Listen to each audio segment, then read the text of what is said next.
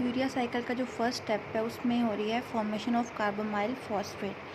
Carbamoyl phosphate कैसे बनता है? जब कार्बन डाइऑक्साइड और अमोनिया मिलके बनाती हैं कार्बोमाइल फॉस्फेट, जिसमें 2 ATP यूज़ होते हैं और इसमें एंजाइम यूज़ होता है कार्बोमाइल फॉस्फेट सिंथेज 1। अब जो ये कार्बोमाइल फॉस्फेट सिंथेज 1 है, ये एंजाइम होता है माइटोकॉन्ड्रिया में और ये कैटालाइज करता है किसको? कंडेंसेशन को, अमोनिया और कार्बन डाइऑक्साइड की, और इससे बनाता है कार्बोमाइल फॉस्फेट। ये स्टेप क्या करता है? 2 ATP कंज्यूम करता है और ये एक रिवर्सिबल प्रोसेस होता है। कार्बोमाइल फॉस्फेट सिंथेज 1 को एन एसिटाइल ग्लूटामेट चाहिए होता है अपनी एक्टिविटी को कंप्लीट करने के लिए। इसके बरक्स हमारे पास एक कार्बोमाइल फॉस्फेट सिंथेज 2 भी होता है जो कि इन्वॉल्व होता है पैरामिडीन की सिंथेसिस में। इसका डिफरेंस मैं आपको बताती हूँ अभी। जो कार्बोमाइल फॉस्फेट 1 है वो माइटोकॉन्ड्रिया में होता है, बल्कि जबकि कार्बोमाइल फॉस्फेट सिंथेज 2 जो होता है वो साइटोसोल में होता है। ये अमोनिया को यूज़ करता है और ये ग्लूटामाइन को। और carbamoyl phosphate synthase 1 urea cycle में यूज़ होता है और कार्बोमाइल फॉस्फेट सिंथेज 2 जो होता है वो पैरामिडीन की सिंथेसिस में यूज़ होता है। और कार्बोमाइल फॉस्फेट सिंथेज 1 जो होता है उसको अपनी एक्टिविटी कंप्लीट करने के लिए एन एसिटाइल ग्लूटामेट की ज़रूरत होती है, जबकि इसको एन एसिटाइल ग्लूटामेट की ज़रूरत नहीं होती है। ये उसके बगैर ही अपना फंक्शन परफॉर्म कर लेता है। कार्बोमाइल फॉस्फेट सिंथेज 2 जो है वो अमोनिया कहाँ से लेता है? वो अमोनिया अमाइनो ग्रुप जो है वो ग्लूटामाइन से लेता है, इसलिए इसको एन एसिटाइल ग्लूटामेट की ज़रूरत नहीं होती है अपनी एक्टिविटी को कंप्लीट करने के लिए। सेकेंड स्टेप जो हमारे पास यूरिया साइकिल का है वो है सिंथेसिस ऑफ सिट्रोलिन। सिट्रोलिन की सिंथेसिस भी माइटोकॉन्ड्रिया में होती है। ये सेकेंड रिएक्शन है, ये भी माइटोकॉन्ड्रिया में ही होता है और इसमें जो हमारे पास एंजाइम यूज़ होता है वो है ऑर्निथीन ट्रांसकार्बोमाइलेज एंजाइम यूज़ होता है। इसमें कार्बोमाइल फॉस्फेट जो होता है वो अपना कार्बोमाइल ग्रुप जो वो ट्रांसफ़र कर देता है ऑर्निथीन को और उसको कन्वर्ट कर देता है सिट्रोलिन में, और इस प्रोसेस में एक इनऑर्गेनिक फॉस्फेट भी रिलीज़ होता है और इस सारे प्रोसेस को कैटालाइज करता है ऑर्निथीन ट्रांसकार्बोमाइलेज एंजाइम। इस सारे प्रोसेस में हमारे पास ऑर्निथीन से सिट्रोलिन बनती है। जब ऑर्निथीन रीजनरेट होती है तो वो यूज़ होती है अगेन यूरिया साइकिल में, ठीक है। और ऑर्निथीन और सिट्रोलिन जो है हमारे पास ये बेसिक अमाइनो एसिड्स हैं। ये प्रोटीन के किसी स्ट्रक्चर में नहीं होते क्योंकि इनका कोई कोडोन नहीं होता है। और सिट्रोलिन जो होती है वो जब बन जाती है तो वो रिलीज़ होती है माइटोकॉन्ड्रिया से साइटोसोल की तरफ। नेक्स्ट हमारे पास थर्ड स्टेप है सिंथेसिस ऑफ आर्जिनोसक्सिनेट। इस स्टेप में क्या होता है कि जो एक सेकंड अमाइनो ग्रुप इंट्रोड्यूस हो रहा है वो आता है हमारे पास एस्पार्टेट से, ठीक है। किस तरह से आता है? Bye condensation reaction between amino group of aspartate and carbonyl group of citrulline. जब सिट्रोलिन का कार्बोनाइल ग्रुप और एस्पार्टेट का अमाइन ग्रुप रिएक्ट करते हैं और इस सारे प्रोसेस को कैटालाइज करता है आर्जिनोसक्सिनेट सिंथेज एंजाइम, और इसमें ATP यूज़ होती है जो कि कन्वर्ट हो जाती है AMP में और फॉस्फेट में। जब सिट्रोलिन और एस्पार्टेट रिएक्ट करते हैं, एस्पार्टेट का अमाइन ग्रुप और सिट्रोलिन का कार्बोनाइल ग्रुप, तो वो मिलकर बना देते हैं आर्जिनोसक्सिनेट। फोर्थ स्टेप है हमारे पास cleavage of argininosuccinate to arginine and fumarate. Third step में हमारे पास जो आर्जिनोसक्सिनेट बनता है वो हमारे पास देन कन्वर्ट होता है आर्जिनिन में। आर्जिनिन में कन्वर्ट जब होता है तो इस प्रोसेस को कैटालाइज करता है आर्जिनोसक्सिनेज एंजाइम, या हम इसको कह सकते हैं आर्जिनोसक्सिनेट लाइएज एंजाइम। लाइएज का मतलब होता है जो लाइसिस करता है, ब्रेक डाउन करता है। आर्जिनोसक्सिनेट की लाइसिस होगी यहाँ से और ये कन्वर्ट हो जाएगा आर्जिनिन में और फ्यूमेरेट में। फ्यूमेरेट जो है ये हमारे पास क्रेब्स साइकिल का एक इंटरमीडिएट है। ये फ्यूमेरेट देन कन्वर्ट हो जाएगा हमारे पास मैलेट में, ऑक्सैलो एसीटेट में एंड देन एस्पार्टेट से। जब फ्यूमेरेट कन्वर्ट होगा मैलेट में तो इधर हमारे पास जो एंजाइम यूज़ होगा जो इस प्रोसेस को कैटालाइज करेगा उसे हम कहेंगे फ्यूमेरेज, और मैलेट से ऑक्सैलो एसीटेट जब बनेगा तो वो एंजाइम जो इस प्रोसेस को कैटालाइज करेगा उसे हम कहते हैं malate dehydrogenase, and then oxaloacetate से बनेगा एस्पार्टेट और इस प्रोसेस को जो एंजाइम कैटालाइज करेगा उसे हम कहते हैं अमाइनो ट्रांसफेरेज एंजाइम। अस्पार्टेट यहाँ पे दोबारा से रीजनरेट हो गया है इस रिएक्शन में। नेक्स्ट हमारे पास 5th स्टेप है cleavage of arginine to ornithine and urea. इस स्टेप में हमारे पास आर्जिनेज एंजाइम एक फाइनल एंजाइम है जो इस पूरे प्रोसेस को कैटालाइज करेगा और आर्जिनिन की क्लीवेज करेगा ऑर्निथीन और यूरिया में। इस प्रोसेस में जो हमारे पास ऑर्निथीन है वो अगेन रीजनरेट हुआ है। सबसे पहले मैंने आपको जब स्टार्ट में हमने किया था तो फर्स्ट स्टेप में भी हमारे पास ऑर्निथीन था, अब ये फाइनल स्टेप में भी हमारे पास ऑर्निथीन अगेन रीजनरेट हो गया। अब जब ये ऑर्निथीन रीजनरेट होगा तो ये दोबारा से एंटर होगा माइटोकॉन्ड्रिया में और रीयूज़ होगा यूरिया साइकिल में।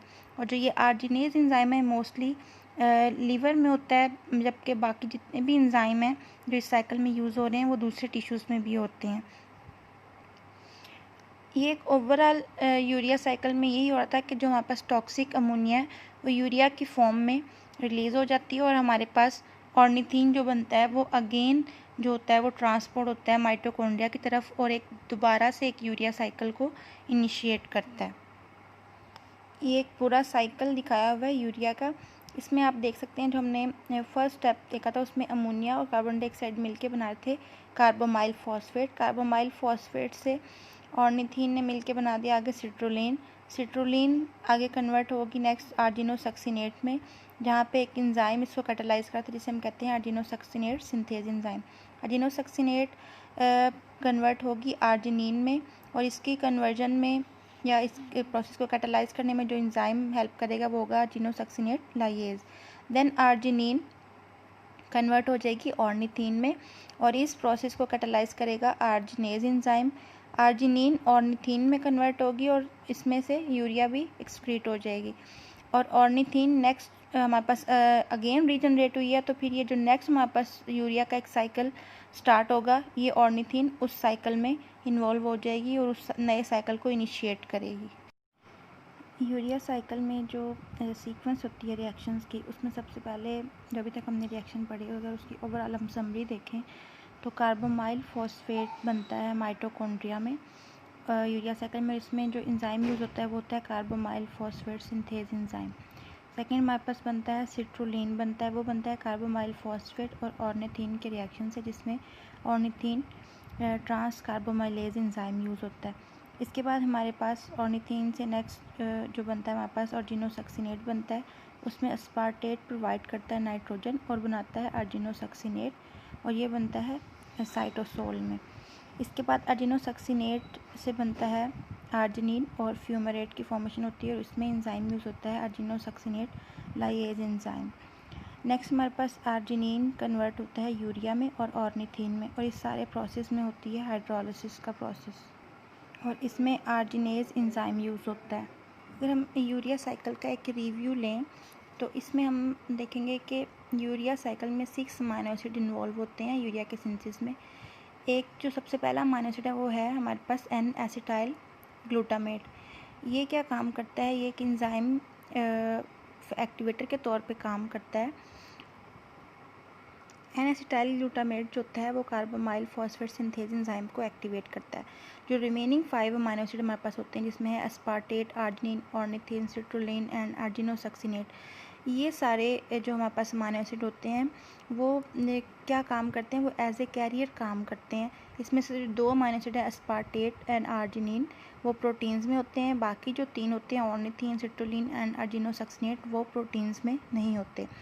और जो मेजर मेटाबॉलिक रोल है इन 3 अमाइनो एसिड का, ऑर्निथीन, सिट्रोलिन एंड आर्जिनोसक्सिनेट का, वो इन 3 अमाइनो एसिड का ये काम है कि ये मैमल्स में यूरिया के सिंथेसिस में हेल्प करते हैं। और यूरिया की फॉर्मेशन में अगर हम पूरे एक साइकिल को देखें तो उसमें ऑर्निथीन हमारे पास स्टेप 1 में यूज़ होता है और अगेन वो रीजनरेट हो जाता है हमारे पास लास्ट स्टेप हमारे पास स्टेप नंबर 5 है जिसमें वो अगेन रीजनरेट होता है और जो नेक्स्ट यूरिया साइकिल स्टार्ट होना होता है उसको इनिशिएट करने में हेल्प करता है।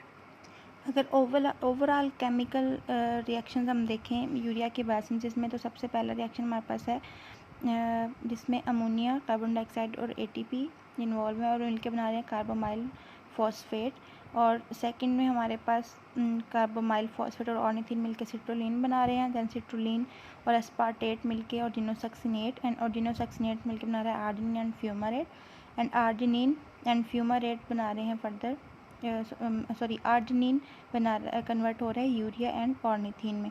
ओवरऑल रिएक्शन में हमारे पास अमोनिया है, कार्बन डाइऑक्साइड है, एस्पार्टेट है, 3 ATP मॉलिक्यूल्स है। उसके रिजल्ट में हमारे पास यूरिया बन रहा है, ऑर्निथिन बन रहा है, 2 ADP मॉलिक्यूल और AMP एंड 4 फॉस्फेट। और एक पूरे यूरिया के साइकिल के टर्म में अगर हम देखें तो हमारे पास एक कार्बन डाइऑक्साइड जो मॉलिक्यूल है वो कंज्यूम हो रहा है, हमारे पास 2 अमोनिया के मॉलिक्यूल कंज्यूम हो रहे हैं। वो कैसे हो रहे हैं कि हम अगर देखें तो एक हमारे पास इस फर्स्ट स्टेप में और सेकंड हमारे पास जो थर्ड है एस्पार्टेट हमें प्रोवाइड करता है एक अमोनिया का मॉलिक्यूल। इससे 2 मॉलिक्यूल हमारे पास कंज्यूम हो रहे हैं, 3 ATP मॉलिक्यूल कंज्यूम हो रहे हैं, 2 फर्स्ट स्टेप में हो रहे हैं और एक थर्ड स्टेप में हो रहा है।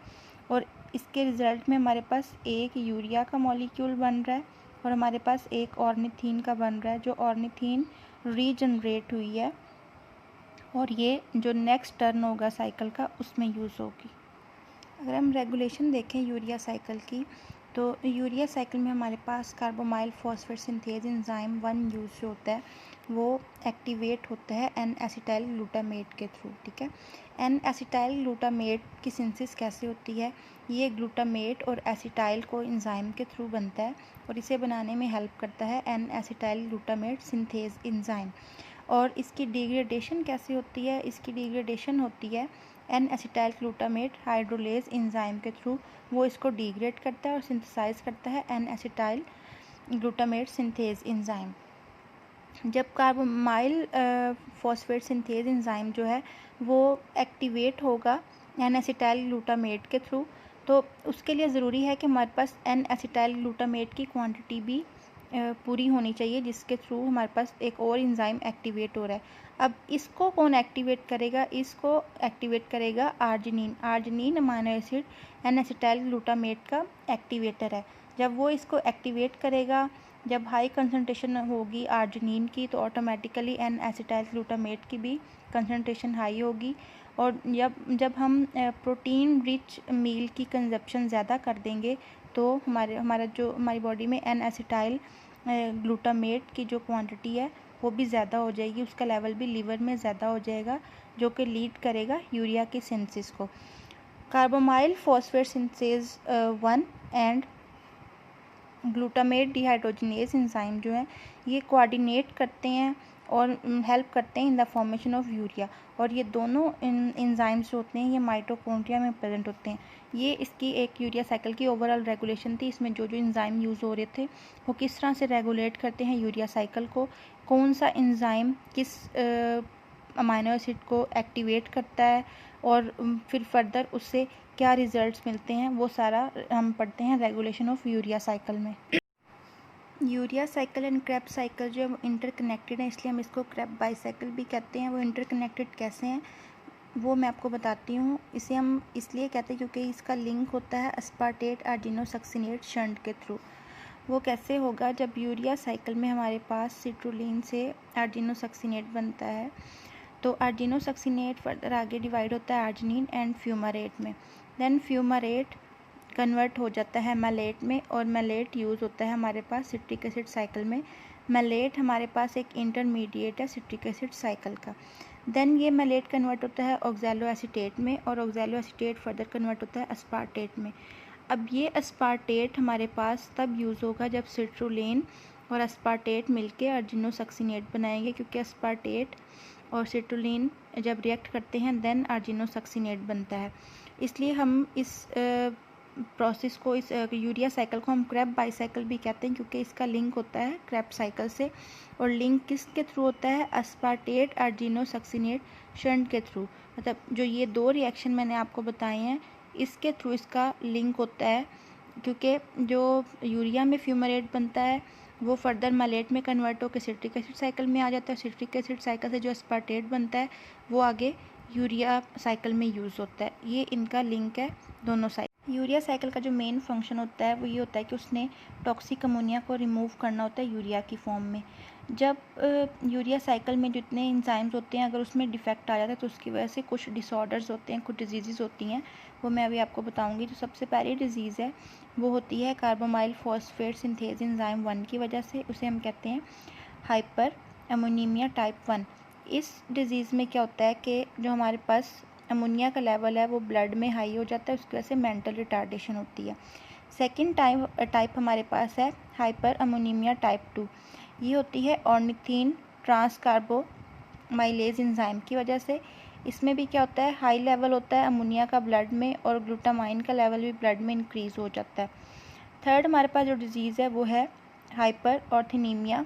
ये किस वजह से होती है, इसमें डिफेक्ट आ जाता है ऑर्निथिन ट्रांसपोर्टर प्रोटीन्स में। उसकी रीज़न क्या होती है, उसकी वजह से क्या प्रॉब्लम्स आती हैं। जो ऑर्निथिन इंपोर्ट होनी होती है साइटोप्लाज्म से माइटोकॉन्ड्रिया की तरफ, वो नहीं हो पाती। जो हमारे पास फोर्थ डिजीज़ है वो है सिट्रुलिनीमिया। ये डिज़ीज़ किस वजह से होती है, ये आर्जिनोसक्सिनेट सिंथेज एंजाइम है उसमें डिफेक्ट की वजह से होती है। और ये इसमें इसके फीचर्स क्या हैं या आप इसके सिम्टम्स क्या कह लें कि वो क्या है, इसमें लेवल हाई हो जाता है अमोनिया का और सिट्रुलिन का ब्लड में। हमारे पास जो नेक्स्ट डिज़ीज़ है वो है आर्जिनोसक्सिनिक एसिडोरिया। ये डिज़ीज़ किस वजह से होती है, ये आर्जिनोसक्सिनेज एंजाइम में डिफेक्ट की वजह से होती है और इसकी वजह से आर्जिनोसक्सिनेट ब्लड में ज़्यादा हो जाता है और यूरिन में आर्जिनोसक्सिनेट की क्वांटिटी ज़्यादा हो जाती है। और नेक्स्ट हमारे पास है हाइपर आर्जिनीमिया। ये डिज़ीज़ होती है आर्जिनेज एंजाइम में डिफेक्ट की वजह से। इसकी वजह से जो आर्जिनिन की क्वांटिटी है वो ब्लड में ज़्यादा हो जाती है। ये वो डिसऑर्डर्स हैं जो यूरिया साइकिल में यूज़ होने वाले एंजाइम्स में डिफेक्ट की वजह से होती हैं।